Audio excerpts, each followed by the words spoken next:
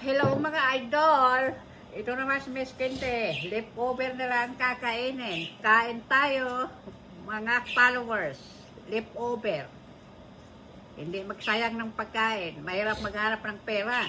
Kaya ubusin ang leftover. Tinamad na rin ako magluto. May leftover pa naman. Kaya ubusin na lang. Oh, ito. We don't waste food. Unang subo ay sa aking mga followers. Kung sino ang followers ko, kung nagmamahal kay Miss Kende, dahil mahal ko kayo lahat. Ewan ko kung ako'y minamahal. Sana mag-follow palagi kay Miss Kende.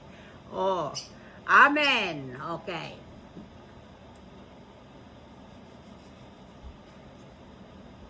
Oh, ang sarap pa rin. Ang aking mga tigiding. Ang sarap pa rin mga idol. Talagang ang sarap ng luto ng Miss Kente kahit leftover.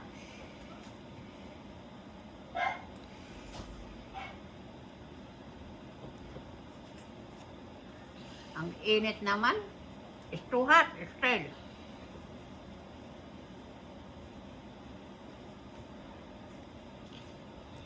O mga kabayan, hanggang dito na lang magtatapos ang ni Miss Kende sa leftover. Ito ang leftover na pinakita.